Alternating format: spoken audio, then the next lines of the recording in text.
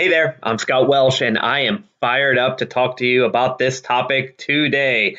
So let's waste no time and get right to it. Three things today. We're going to talk about what good means. Are you a good trader? Am I doing good? Well, that's not correct English, but you know what I mean.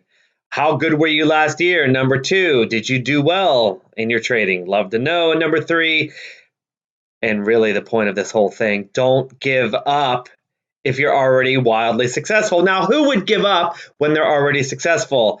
It's still tricky. You don't know, but you will find out. Here's a disclaimer. Please don't risk any money you can afford to lose. These are all hypothetical numbers, but the rants are legitimate. Here we go. What is quote unquote good? Well, make my point. I'm going to tell you a quick story. You like stories? But you're going to get one anyway. We're going to talk about an old tennis student of mine, one that I cared about very deeply. I liked very much, still like. He's out in the world somewhere. Very fond of him. But it was a very, very interesting story. Okay, he was only a child back then, 13, 14 years old. But this particular student was very, very athletic, very, very, very smart. I'm sure he's in a think tank somewhere right now. He was incredibly dedicated. Once he committed, now he came late to tennis. In tennis, you need to start at 8, maybe even 7 or 6 years old, right? 8 is fine, but he started very late, like at 12, 13, very late. But once he started, he was so dedicated, as dedicated or more dedicated than anyone else I had around. And he was so intense. He had a supportive family, supportive father. He was very intense. He was intense. I enjoyed it all very much. Right? I don't mind intense people at all. And was he successful having all these attributes? Yes, clearly, magnificently. He went from absolutely no ranking, remember he just started, to top 40 in the Midwest. Now, if you don't know tennis, the Midwest section, if we're talking about junior tennis, is the second biggest section in the country, bigger than California, bigger than Florida. Only the southern section is bigger. The Midwest is really hard section. It's hard to make it to the top of the Midwest. It's known for that. Lots of tennis players, lots of competition, lots of states to conquer. He went from 0 to top 40. And again, you don't know this, but that is amazing. People use amazing too much, but that was incroyable, as we say in Paris. Think about it. There's 2,000 kids playing tennis, and that's probably low. Being top 40 is like he's in the top 2% of what he did. The top 2%, better than roughly 98% of the kids playing tennis around his age. And what happened? Well, he quit. After a couple years of trying, he quit. Why? How could that be? He quit because he said if he wasn't number one in the Midwest by now, he's never going to be number one. He didn't have any perspective on what he'd done. He only had a number in mind, and if he didn't hit that number, everything was a failure. And that was it. I never saw him again. As much as I liked him, never saw him on the tennis court, didn't just switch pros or switch clubs, gone. No more tennis. How good could he have been? Name it. I mean, he proved so far, so fast. It was mind-blowing. And yet, it was not good enough.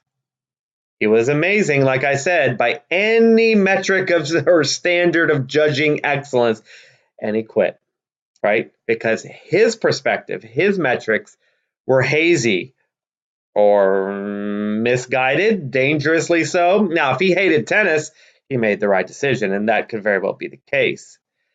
But seeing that accelerated growth, who's to say he wouldn't have been number one very soon? I mean, he was on his way.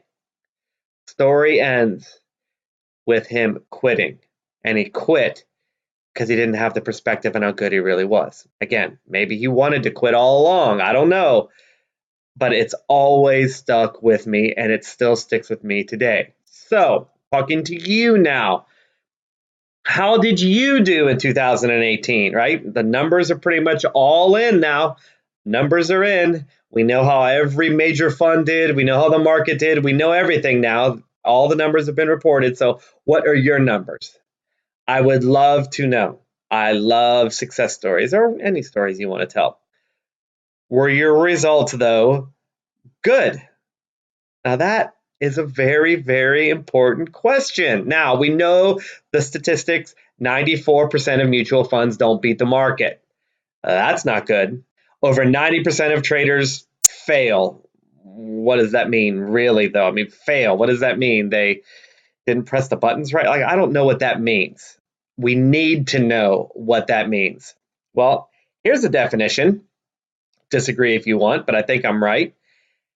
For sure, it means that the mutual funds do not beat the market. They do not beat the benchmark. And the benchmark is the market. 94% underperform the market. That's not good. But here's why I kind of got a little tricky on the word failure is that failure doesn't mean you lost money. And right with a bunch of question marks, because that doesn't necessarily mean you failed just because you lost money, right?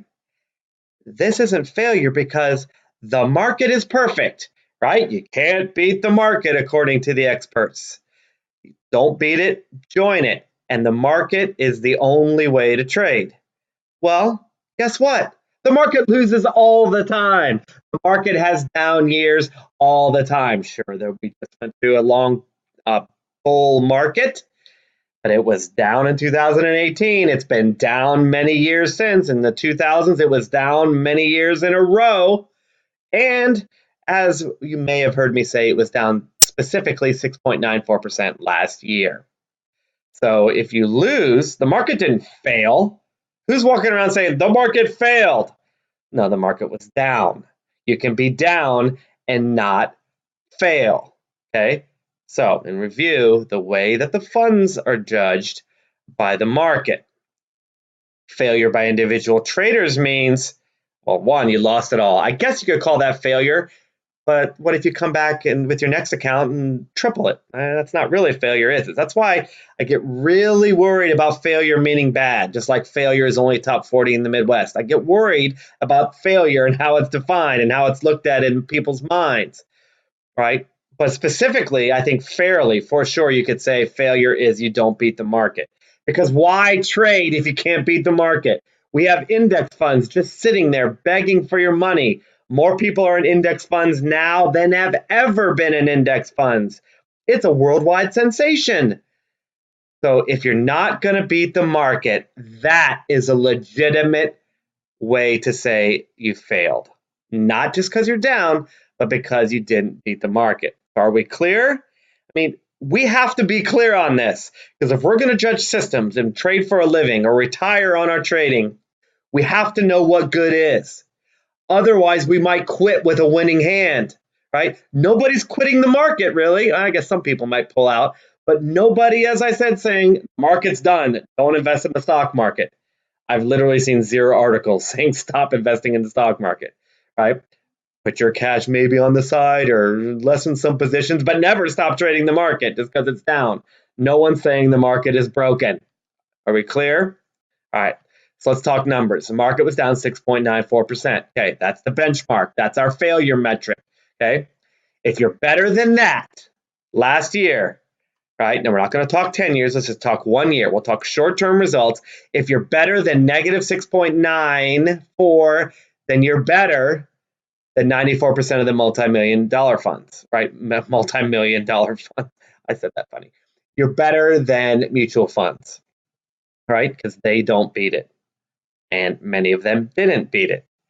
You're better than 90% of traders. If 90% of the traders, if you call failure not beating the market, well, losing all your money is not beating the market. But not beating the market means why are we trading? So if you beat negative 6.94, you see where I'm going? You're better than 94% of hedge funds. You're better than 90% of the traders. You're among the best in the world. You're in the top 10 percentile on earth, right? If you're down 1%, you're not a failure. You actually might be a brilliant genius. You're in the top percentile in the world if you only lost 1%. Do you get it? The nightmare I have is traders giving up on their system because it didn't make 1,000,000%. when that thing might make 1,000,000% in the future, right?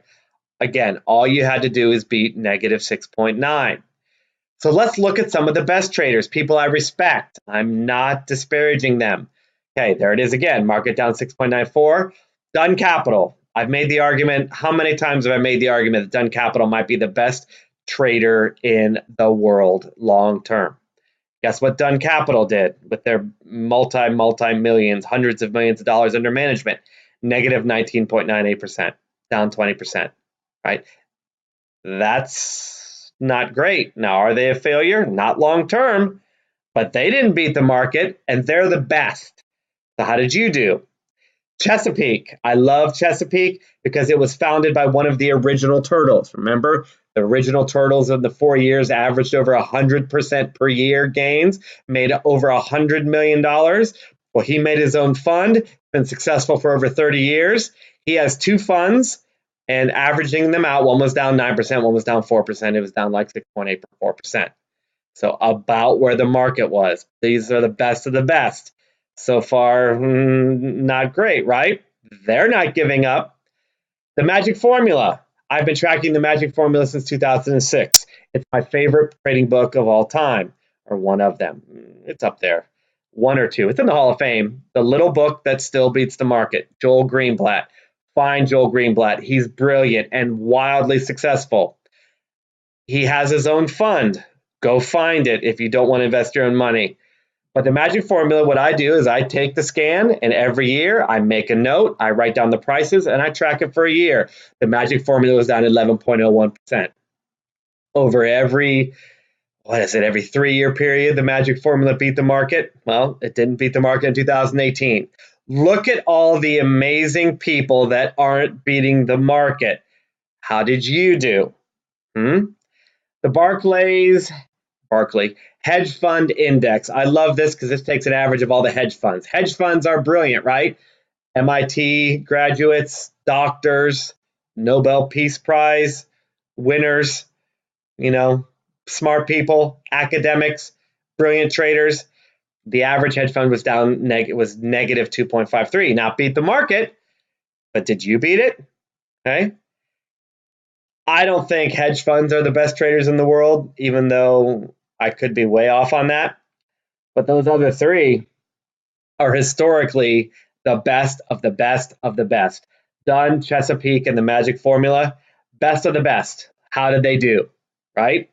So instead of going around kicking yourself in the face for how bad you did, what were your numbers really? Right? Are they better than that? Now, you don't believe me? Over the past 11 years, here are some results. The market, the infallible perfect market, averaged 8.75% gain. Remember, it's been the biggest bull market or the longest bull market in history. Longest bull market in history. Last 11 years, including the loser, 8.75. Dunn Capital, same time period, plus 13.36. Right? A lot better than the market. Chesapeake. Now, Chesapeake just changed their reporting figures, so I have some years old reporting, some years the two funds. Chesapeake in the last 11 years has not beat the market, right? It's a trend-following firm. I believe they will. Over 30 years, destroys the market, but in the last 11, it did not.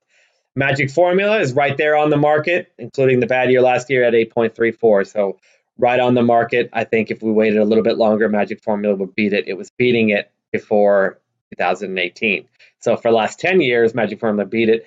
And the Barclays hedge fund is lagging behind, as I mentioned, 4.46. Those are the best of the best of the best. How did you do? I keep asking you. Now, I'm going to give you my robots, not a sales pitch, but the only thing that I can be sure of as far as performance is what I see with my own eyes. I don't know how Chesapeake did or done. I can only look up their numbers.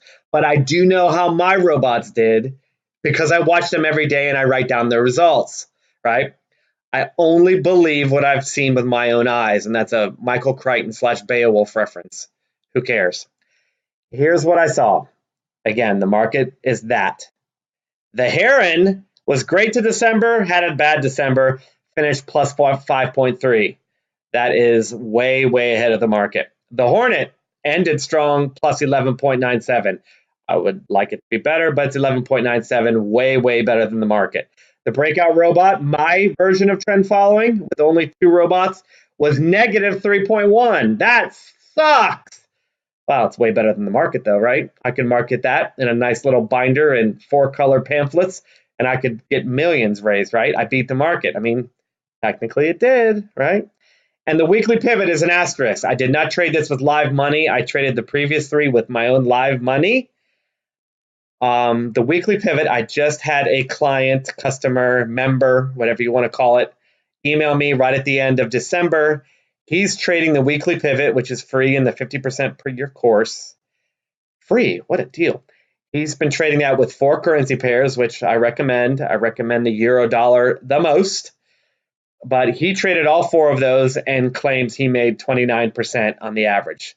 If he hadn't traded the pound Swiss, he would have made over 30%. Well, over 30. He would have made like 35, 36%, I think. But he made 29%, which is way better than anything I traded with my own money. Why am I not trading the weekly pivot robot? Well, I'm going to rectify that. We'll talk about it. Now, I build robots with my goal being to beat the market. They all did that, okay? Bottom line is this, though. I wanted more from my robots. I want 50% per year. Why wouldn't I? But you cannot win in every market condition. I build robots for the long haul. Trading systems are best when they're built for the long term. My robots, the things that I saw with my own eyes, did what they're supposed to do, so I'm not changing anything. I'm adding maybe the weekly pivot, but I'm not changing anything. Why would I? Okay? Let's say, though, you only made 2% last year. Well, tell your spouse or your friends only made 2%. Maybe you feel like a failure. The whole point of this video this week is to not. You're not a failure if you only made 2%. And if you performed bigly, if you had a huge year last year, then I love it. Tell me about it. I will bask in your glory, right? 2% or something like that might make you feel like a failure. Again, it makes me passionately angry. You are not a failure. You're actually one of the best traders in the world. If you keep doing it, for sure you're one of the best in the world. You should be managing money, not berating yourself, okay? The point of this is we need a benchmark. We need to know why it's the benchmark, and we need to know if we're doing something right or doing something wrong, because the danger is if we are not failing but think we are, we'll quit, and that is a tragedy. Okay. Latest updates on ScottWelshStrategies.com. My YouTube channel is changing. It's already changing. I'm doing whatever I want. I am not doing just the weekly newsletter. I'm doing my own thing on Thursdays now. I set myself free. So back on Thursdays, doing whatever I want. There's your contact information. And that's all for now. We'll be back next week with more stuff. Thanks for subscribing. Thanks for being here. We'll talk to you soon. Bye for now.